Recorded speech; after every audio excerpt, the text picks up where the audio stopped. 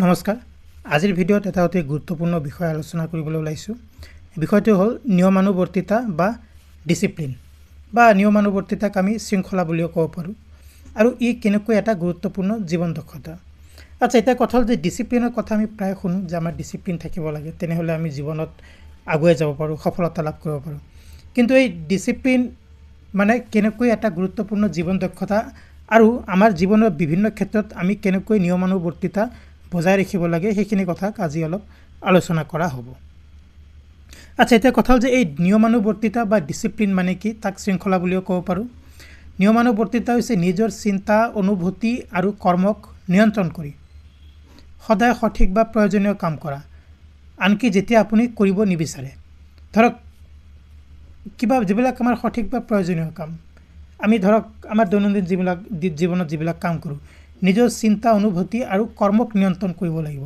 ধৰি লৈছোঁ এটা অতি সাধাৰণ উদাহৰণ দিছোঁ ধৰক আপুনি সদায় ৰাতিপুৱা 6টাত উঠে ৰাতিপুৱা 6টাত টোপনিৰ পৰা উঠাৰ অভ্যাস সেইটো কেতিয়াবা আমি উঠিব নিবিচাৰোঁ আমাৰ এনেকুৱা মনত হ'ব পাৰে যেন আৰু অলপ দেৰিকৈ শুই থাকোঁ আৰু আধা ঘণ্টা বেছিকৈ শুওঁ বা 15 মিনিট 1 ঘণ্টা বেছিকৈ শুওঁ কিন্তু সদায় যদি আপুনি এটা নিৰ্দিষ্ট সময়ত শুবলৈ গৈ এটা নিৰ্দিষ্ট সময়ত উঠে তেনেহলে আপুনি নিয়মানুবৰ্তিতা পালন কৰিছে ঠিক আছে নিজৰ চিন্তা অনুভূতি আৰু কৰ্মক নিয়ন্ত্ৰণ কৰিব পাৰিছে সদায় সঠিক বা প্ৰয়োজনীয় কাম কৰিছে কিন্তু কেতিয়াবা এনেকুৱা হ'ব পাৰে যে সেইটো আপুনি কৰিব নিবিচাৰে তাকে নিয়মানুবৰ্তিতা বুলি কোৱা হয় নিয়মানুবৰ্তিতা মানে কঠোৰ হোৱা বা কঠিন হোৱা নহয় ই হৈছে নিজৰ লক্ষ্যত স্থিৰ থাকি নিজৰ দায়িত্ব পালন কৰা লক্ষ্য আপোনাৰ স্থিৰ আছে যে আপুনি মানে কিবা এটা কৰিব বিচাৰিছে জীৱনত কিবা এটা পাব বিচাৰিছে আৰু সেইটো লক্ষ্য আগত ৰাখি নিজৰ দায়িত্ব পালন কৰি যোৱা যে সেইটো লক্ষ্যত উপনীত হ'বই লাগিব মানে বাধা বিঘিনি নহওক কিয় সেইটো লক্ষ্যত উপনীত হ'বলৈ নিজৰ কাম কৰি থাকিব লাগিব ঠিক আছে তাৰ মানে এইটো নহয় যে আপুনি অধিক কঠোৰ হ'ব লাগিব ডিসিপ্লিন মানে বা নিয়মানুবৰ্তিতা মানে অধিক কঠোৰ বা কঠিন হোৱা নহয় নিজৰ দায়িত্ব পালন কৰি নিজৰ লক্ষ্যত উপনীত হোৱাটো নিয়মানুবৰ্তিতা কিয় এটা গুৰুত্বপূৰ্ণ জীৱন দক্ষতা প্ৰথম কথা হ'ল যে ই লক্ষ্য পূৰণত সহায় কৰে নিয়মানুবৰ্তিতা নাথাকিলে লক্ষ্য কেৱল আমাৰ ইচ্ছা হৈ থাকি যায় ঠিক আছে আমাৰ লক্ষ্য আছে কিন্তু নিয়মানুবৰ্তিতা বা ডিসিপ্লিন নাই তেনেহলে সেই লক্ষ্য এটা ইচ্ছাহে হৈ থাকি যায় আৰু সেই নিয়মানুবৰ্তিতা বা ডিসিপ্লিন যেতিয়া থাকিব তেতিয়া সেই ইচ্ছাক আমি কাৰ্যত পৰিণত কৰিব পাৰোঁ অকল লক্ষ্য থাকিলেই নহ'ব লক্ষ্যৰ সৈতে ডিসিপ্লিন থাকিব লাগিব তেতিয়াহে আমাৰ কাৰ্যত পৰিণত হয় প্ৰতিদিনে অলপকৈ পঢ়া ছাত্ৰ ছাত্ৰীয়ে শেষত বেছি ভাল ফল পায় এতিয়া ছাত্ৰ ছাত্ৰীসকলৰ কথা যদি কওঁ পৰীক্ষা যদি তেওঁলোক ভাল ফল পাবলৈ বিচাৰে তেনেহলে তেওঁলোকে কি কৰিব লাগিব নিয়মিত অধ্যয়ন কৰিব লাগিব এতিয়া নিয়মিত অধ্যয়ন কৰা মানে এই বুলি কোৱা নাই যে দিনে ৰাতি অকল অধ্যয়নে কৰি থাকিব লাগিব নিয়মৰ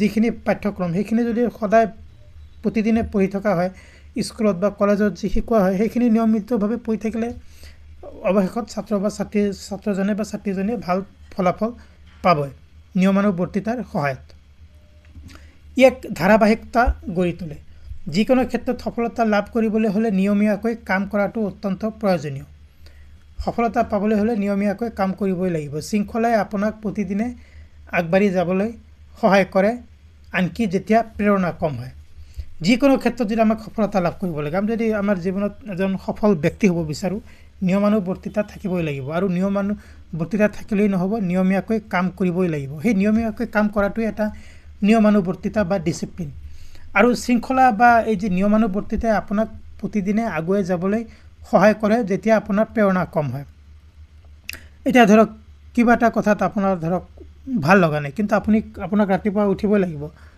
হয়তো বৰষুণ দি আছে কিন্তু আপুনি হয়তো সদায় ৰাতিপুৱা উঠি শাৰীৰিক ব্যায়াম কৰে বা শৰীৰ চৰ্চা কৰে কিন্তু সেইদিনা দেখিলে যে বৰষুণ দি আছে এতিয়া আপুনি বাহিৰলৈ ওলাই যাব নোৱাৰে গতিকে আপোনাৰ মনত এনেকুৱা এটা ভাৱ হ'ব পাৰে যে আজি বৰষুণ দি আছে মই বাহিৰলৈ ওলাই যাব নোৱাৰিম গতিকে মই দেৰিকৈ উঠোঁ তেনেকুৱা নহয় আপুনি সেই যদি নিয়মানুবৰ্তিতা বজাই ৰখা মানে কি আপুনি সেই 6টাতে উঠিব কিন্তু হয়তো বাহিৰত যোৱাৰ পৰিৱৰ্তে আপুনি ঘৰতে কিছু ব্যায়াম বা শৰীৰ চৰ্চা কৰিব ঠিক আছে গতিকে সেই ডিসিপ্লিন বা শৃংখলাটো আপুনি আপোনাৰ জীৱনত বজাই ৰাখিব পাৰিছে ই আপোনাৰ আত্মনিয়ন্ত্ৰণ বা সেলফ কন্ট্ৰোল উন্নত কৰে ই আপোনাক বিভ্ৰান্তি আৰু লোভৰ পৰা আঁতৰাই ৰাখে নিয়মানুবৰ্তিতাই আপোনাক লোভ আৰু বিভ্ৰান্তিৰ পৰা আঁতৰাই ৰাখে উদাহৰণস্বৰূপে ঘণ্টা পিছত ঘণ্টা ফোন ব্যৱহাৰ নকৰি প্ৰথমে নিজৰ কাম শেষ কৰাত গুৰুত্ব দিব লাগে আপুনি যদি ডিসিপ্লিন হয় বা নিয়মানুবৰ্তিতা আপোনাৰ জীৱনত থাকে তেনেহ'লে আপুনি অদৰকাৰী কামত নিজৰ সময় নষ্ট নকৰিব। যিটো প্ৰয়োজনীয় কাম প্ৰথমতে আপুনি সেই প্ৰয়োজনীয় কামহে কৰিব আৰু তাৰ পিছতহে যিবিলাক আপোনাৰ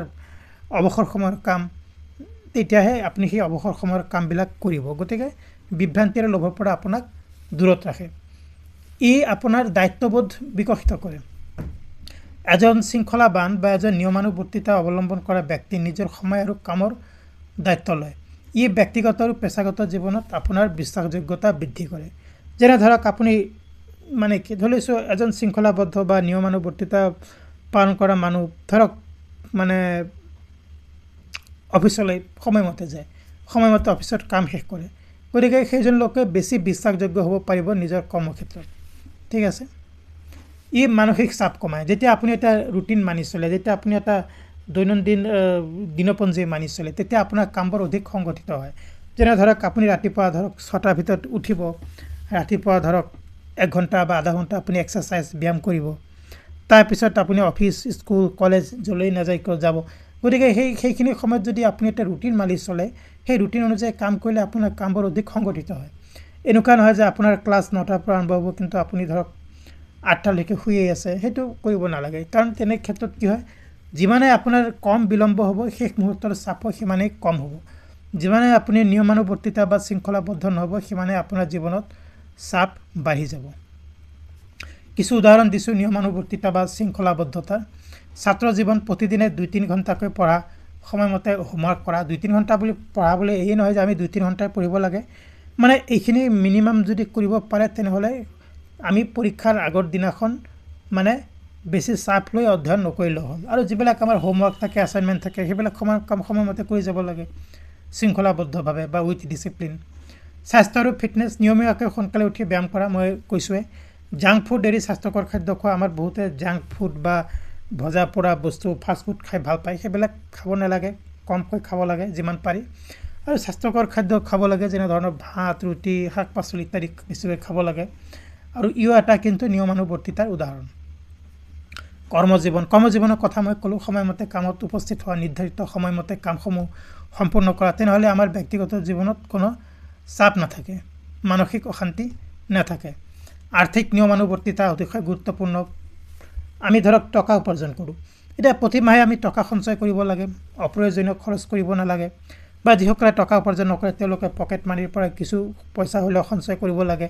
আৰু প্ৰয়োজন হ'লেহে পইচা খৰচ কৰিব লাগে। অপ্ৰয়োজনীয় কথাত পইচা খৰচ কৰিলে লাভ নাই। গতিকে এনেধৰণৰ আপুনি আৰ্থিক নিয়মানুবৰ্তিতা পালন কৰিব পাৰে। ব্যক্তিগত বিকাশ, প্ৰতিদিনে কিতাপ পঢ়া বা কিবা নতুন দক্ষতা শিকা।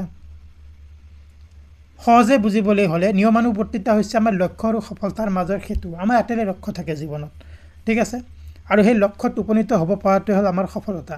কিন্তু সেই লক্ষ্য আৰু সফলতাৰ মাজত কি থাকে? এই নিয়মানুবৰ্তিতা পালন কৰিলেহে লক্ষ্য আৰু সফলতাৰ মানে লক্ষ্যত উপনীত হ'ব পাৰিম। আৰু আমি লক্ষ্যত উপনীত হ'ব পাৰিলেহে সফল হ'ব পাৰিম আমাৰ জীৱনত। এটা মন কৰিব যে উৎসাহে আমাৰ যাত্ৰা আৰম্ভ কৰে, কিন্তু নিয়মানুবৰ্তিতাই আপোনাক আগবঢ়াই নিয়ে। আমি বহুতো কাম উৎসাহিত হৈ আৰম্ভ কৰোঁ। এতিয়া ধৰক আমি এক্সাৰচাইজ কৰিব আৰম্ভ কৰিলোঁ বা জিমত গৈ ব্যায়াম কৰিব আৰম্ভ কৰিলোঁ, এক্সাৰচাইজ কৰিব আৰম্ভ কৰোঁ। প্ৰথমতে আমাৰ বহুত উৎসাহ থাকে, কিন্তু আপোনাৰ যি ডিচিপ্লিন নাথাকে যে মই প্ৰতিদিনে 1 ঘণ্টা বা 2 ঘণ্টা বা 1.5 ঘণ্টা জিমত গৈ হ'লেও অনুশীলন কৰিম, এক্সাৰচাইজ কৰিম, সেই নিয়মানুবৰ্তিতা নাথাকিলেও কিন্তু সেয়া সম্ভৱ নহয়। প্ৰথম উৎসাহ থাকিলেও নিয়মানুবৰ্তিতা নাথাকিলে আপুনি সেই কামত বা আপোনাৰ সেই লক্ষ্যত আগুৱাই যাব নোৱাৰে। গতিকে বন্ধুসকল, এইখিনি আছিল নিয়মানুবৰ্তিতা বা শৃংখলাবদ্ধতা বা ডিচিপ্লিনৰ কথা আমি আলোচনা কৰিলোঁ, উদাহৰণত দিলোঁ। আৰু ই কেনেকৈ এটা গুৰুত্বপূৰ্ণ জীৱন দক্ষতা। যদি ভিডিঅ'টো ভাল পাইছে প্লিজ লাইক কৰক, শ্বেয়াৰ কৰক। চেনেলটো যদি ছাবস্ক্ৰাইব কৰা নাই প্লিজ ছাবস্ক্ৰাইব কৰক। এনেধৰণৰ আন এটা গুৰুত্বপূৰ্ণ ভিডিঅ'ত অতি সোনকালে লগ পাম। ধন্যবাদ।